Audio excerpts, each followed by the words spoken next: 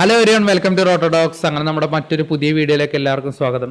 IPL qualifier മത്സരങ്ങൾക്ക് നാളെ തിരിതെളിയാണ്. അപ്പോൾ എന്തായാലും നിങ്ങളുടെ ഒപ്പീനിയൻ, നിങ്ങൾ ആര് വിജയിക്കും, നിങ്ങളുടെ പ്രൊഡിക്ഷൻസും കാര്യങ്ങളൊക്കെ നിങ്ങൾ കമൻറ്റ് ബോക്സിൽ ഇടുക. നിങ്ങൾ ഏത് ടീമിൻ്റെ ഒപ്പമാണ്, ഏത് ടീമിനാണ് നിങ്ങളുടെ സപ്പോർട്ട് എന്ന് നിങ്ങൾ കമൻറ്റ് ബോക്സിൽ ഇടുക.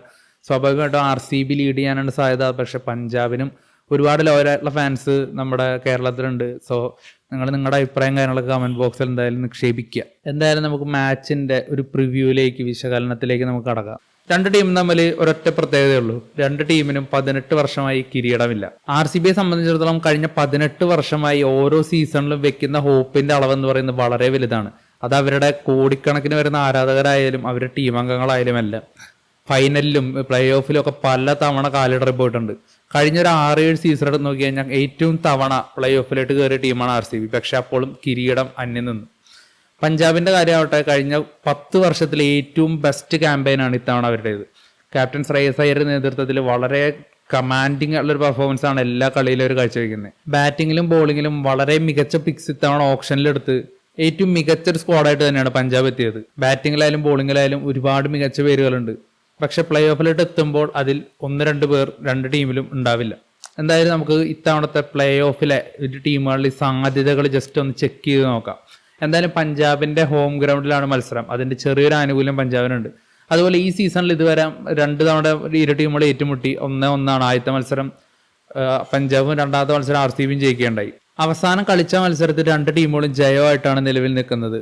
പഞ്ചാബ് ഒരു മികച്ച വിജയത്തോടു കൂടി 1ാം സ്ഥാനം ഉറപ്പിച്ച് ക്വാളിഫയർ 1 യോഗ്യത നേടി മുംബൈക്കെതിരെ.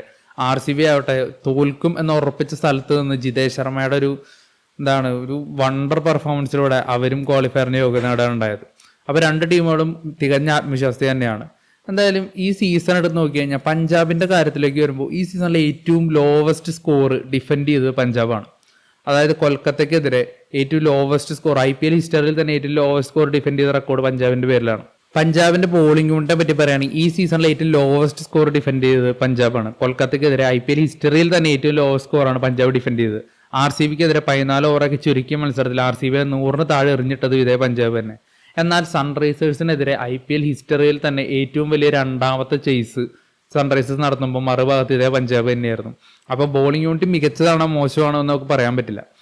പക്ഷേ ഏറ്റവും കൺസിസ്റ്റന്റ് ആയിട്ട് ഇതുവരെയുള്ള മത്സരങ്ങളിൽ ബോൾ ചെയ്തത് യാൻസൺ ആണെന്ന് തന്നെ പറയാം. അർഷദീപ് പോലും പല മത്സരങ്ങളിലും റൺസ് അധികം വിട്ടുകൊടുക്കുമ്പോൾ യാൻസന്റെ ഒരു കൺസിസ്റ്റൻസി എടുത്ത് തന്നെ പറയണം. അധികം വിക്കറ്റൊന്നും എടുത്തില്ലെങ്കിൽ പോലും അത്ര അധികം റൺസ് വിട്ടുകൊടുക്കുന്നില്ല യാൻസൺ. ഫീൽഡിങ്ങിലും യാൻസന്റെ പെർഫോമൻസ് എടുത്ത് തന്നെ പറയണം. പക്ഷേ യാൻസൺ പ്ലേ ഓഫിൽ ഉണ്ടാവില്ല എന്നുള്ളത് പഞ്ചാബിന് വലിയൊരു അടി തന്നെയാണ്. പകരം ഒമർത്തസായിനെ ഇറക്കി കഴിഞ്ഞാൽ നല്ലൊരു റീപ്ലേസ്മെന്റ് ആണെങ്കിൽ പോലും യാൻസന്റെ അത്ര മികച്ച ബോളറാണോ ഒമർത്തസായി എന്ന് ചോദിച്ചു കഴിഞ്ഞാൽ അല്ല എന്ന് തന്നെ പറയേണ്ടി വരും. യാൻസൺ ഇല്ലാത്തത് വലിയൊരു അടി തന്നെയാണ് പഞ്ചാബിന്. ആസ് എ ബാറ്റർ എന്ന രീതിയിൽ ജാൻസനെ അധികം ഡിപ്പെൻഡ് ചെയ്യേണ്ട ആവശ്യമില്ല. കാരണം അത്രയും മികച്ച ടോപ്പ് ഓർഡറും മിഡിൽ ഓർഡറും പഞ്ചാബിനുണ്ട്. പക്ഷെ ആസ് എ ബോളർ എന്ന രീതിയിൽ യാൻസന്റെ സേവനം ഇല്ലാത്തത് പഞ്ചാബിന് വലിയൊരു അടി തന്നെയായിരിക്കും. പകരം ബ്രാഡ്ലറ്റോ അല്ലെങ്കിൽ ഒമർത്തസായോ ഒക്കെ നല്ലൊരു ഓപ്ഷൻ ആണെങ്കിൽ പോലും യാൻസനോളം വരില്ല. ഈ ഒരു സീസണിൽ അങ്ങനെയാണ് അദ്ദേഹത്തിന്റെ പെർഫോമൻസ്. ബാറ്റേഴ്സിന്റെ കാര്യം പറയുമ്പോൾ നമ്മൾ ഒന്നും പറയേണ്ട ആവശ്യമില്ല. പൊതുവെ ഒരു മിനി ഓസ്ട്രേലിയ എന്നൊക്കെയാണ് ഈ ഒരു സീസണിന് മുൻപ് പഞ്ചാബിനെ പറഞ്ഞിരുന്നത്. പക്ഷെ ഒരു അൺക്യാപ്ഡ്, അതായത് ഏറ്റവും മികച്ച അൺക്യാപ്ഡ് ഇന്ത്യൻ പ്ലേയേഴ്സ് ഉള്ള ടീമാണ് പഞ്ചാബ്. 500 റൺസിന് മുകളിൽ സ്കോർ ചെയ്ത് ക്യാപ്റ്റൻ ശ്രേയസ് അയ്യർ തന്നെയാണ് റൺവേട്ടയിൽ 1ാമൻ. പക്ഷേ ഏറ്റവും കൂടുതൽ റൺസ് എടുത്ത അൺക്യാപ്ഡ് ഇന്ത്യൻ പ്ലേയേഴ്സിന്റെ ലിസ്റ്റ് നോക്കി കഴിഞ്ഞാൽ 1ാം സ്ഥാനത്ത് പ്രഭ് സിമറാനും 2ാം സ്ഥാനത്ത് പ്രിയാൻഷു ആര്യാണ്. അപ്പോൾ ഈ അൺക്യാപ്ഡ് പ്ലേയേഴ്സിന്റെ പെർഫോമൻസ് തന്നെയാണ് പഞ്ചാബിന് ഇത്രത്തോളം എത്തിക്കുന്നത്. ബ്രാറും നഹൽ വധേരിയും എല്ലാം മികച്ച പെർഫോമൻസ് കാഴ്ചവെക്കുന്നു. ഒപ്പം ശശാങ്ക് സിംഗും കിട്ടിയ ചുരുങ്ങിയ അവസരങ്ങളിൽ ബാറ്റുകളിൽ നല്ല പെർഫോമൻസ് നഹൽ വധേരിയും ശശാങ്ക് സിംഗ് കാഴ്ചവെക്കുന്നുണ്ട്. കൂടാതെ കഴിഞ്ഞ മത്സരത്തിൽ ഇംഗ്ലീഷും ഫോമിലോട്ട് വന്നിട്ടുണ്ട്. അപ്പോൾ ഇംഗ്ലീഷിൻ്റെയും സ്റ്റോയിൻസിൻ്റെയും സേവനം പ്ലേ ഓഫിലുള്ളത് പഞ്ചാബിന് കരുത്ത് തന്നെയാണ് ബാറ്റിങ്ങിൽ. അപ്പോൾ ബാറ്റിങ്ങിനെ പറ്റി പ്രത്യേകിച്ച് ആശങ്കകൾ പഞ്ചാബിനില്ല. ബോളിങ്ങിൽ യാൻസൺ ഇല്ലാത്തത് തന്നെയായിരിക്കും ഏറ്റവും വലിയ പ്രശ്നം. സ്റ്റാർട്ടിങ് ഓവറുകളിൽ RCBയുടെ നമുക്കറിയാം, സാൾട്ട് ആയാലും അതുപോലെ കോഹ്ലി ആയാലും അവരുടെ ആ ഒരു അറ്റാക്കിങ് ഒരു പരിധി വരെ തടഞ്ഞു നിർത്താൻ യാൻസന് പറ്റിയേക്കാം. പക്ഷെ യാൻസൺ ഇല്ലാത്തത് നല്ല രീതിക്ക് തന്നെ ആ ഒരു റണ്ണൊഴുക്കിനെ ബാധിക്കും. പിന്നെ ഉള്ളത് സ്പിന്നേഴ്സാണ്. സ്പിന്നേഴ്സ് എന്ന് പറയുമ്പോൾ ബ്രാറാണ് മെയിനായിട്ട് സ്പിന്നറായിട്ട് ഈ RCB ഈ സീസണിൽ യൂസ് ചെയ്യുന്നത്. ചഹലിനെ ആദ്യത്തെ കുറച്ച് മത്സരങ്ങൾക്ക് ശേഷം പിന്നീട് മാറ്റിയാണ് ഉണ്ടായത്. മുലാൻപൂർ ഗ്രൗണ്ടിൽ സ്പിന്നേഴ്സിന് അഡ്വാൻറ്റേജ് ഉള്ളതുകൊണ്ട് ബ്രാർ എന്തായാലും പ്ലേയിങ് ലെവലിൽ ഉണ്ടാവുമെന്ന് ഉറപ്പാണ്. പക്ഷെ മറുഭാഗത്ത് RCBക്കായിട്ട് സുയാഷ് ശർമ്മ വളരെ മോശം പെർഫോമൻസ് ആണ് കഴിഞ്ഞ കുറേ മത്സരങ്ങളിലായിട്ട്. എന്നാൽ കൃണാൽ പാണ്ഡ്യ മികച്ച രീതിയിൽ പന്തെറിയുന്നത് ഒരു ആശ്വാസമാണ്. പക്ഷെ കഴിഞ്ഞ മത്സരത്തിൽ അദ്ദേഹത്തിന് 2 ഓവർ മാത്രമാണ് എറിയാൻ പറ്റുകയുള്ളൂ. ജിതേഷ് ശർമ്മ ആ ഒരു തെറ്റ് പ്ലേ ഓഫിൽ ആവർത്തിക്കില്ല എന്ന് തന്നെ നമുക്ക് വിചാരിക്കാം. ഇനിയിപ്പോൾ ആർ സി ബിയുടെ ബാറ്റിങ്ങിലോട്ട് പോകുമ്പോൾ ബാറ്റിങ്ങിൻ്റെ അവസ്ഥ അല്പം പരിതാപകരമാണ്. വിരാട് കോഹ്ലി 600 റൺസുമായിട്ട് വളരെ മികച്ച രീതിയിൽ തന്നെ ഈ സീസൺ ബാറ്റ് ചെയ്യുന്നുണ്ട്. അദ്ദേഹത്തിൻ്റെ പതിവ് സീസണുകളെ പോലെ തന്നെ. പക്ഷെ ബാക്കി സപ്പോർട്ട് സെക്കൻഡ് റൺ സ്കോറർ ഫിൽ സാൾട്ടൻ റൺസ് എടുത്തു കഴിഞ്ഞാൽ അതിൽ പകുതിയിൽ താഴെയാണ്.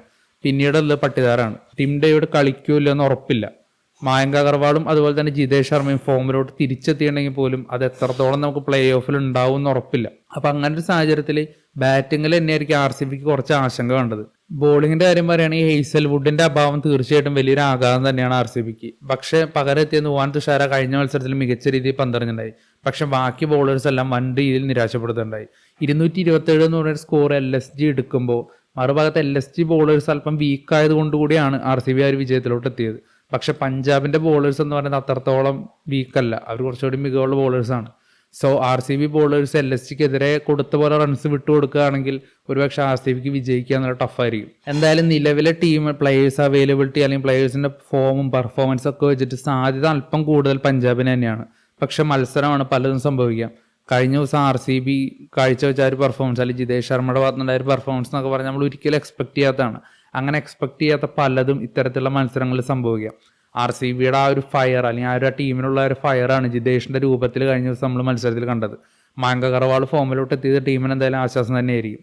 ടിം ഡേവിഡ് തിരിച്ചെത്തുമോ ഇല്ലയോ നമുക്ക് ഉറപ്പില്ല. നമുക്ക് അതിനെപ്പറ്റി കാര്യമായിട്ട് അപ്ഡേറ്റ് ഒന്നും കിട്ടിയിട്ടില്ല. എന്തായാലും അദ്ദേഹം ഉണ്ടെങ്കിൽ കുറച്ചുകൂടി സ്ട്രെങ്ത് ഉണ്ടാവും ടീമിന്. എനിവേ എന്തായാലും നിലവിലെ സിറ്റുവേഷൻ വെച്ചിട്ട് പേഴ്സണലി എനിക്ക് തോന്നുന്നത് പഞ്ചാബിനായിരിക്കും വിജയ സാധ്യത എന്നാണ്. പക്ഷേ ഒറ്റയ്ക്ക് മത്സരം വിജയിപ്പിക്കാൻ കഴിവുള്ള ഒട്ടനവധി താരങ്ങൾ ആർ സി ബിയിലുണ്ട്. എന്തായാലും ആ ഒരു വാശിയേറിയ ക്വാളിഫയർ 1 മത്സരത്തിനായിട്ട് എന്തായാലും നമുക്ക് ആദരിക്കാം.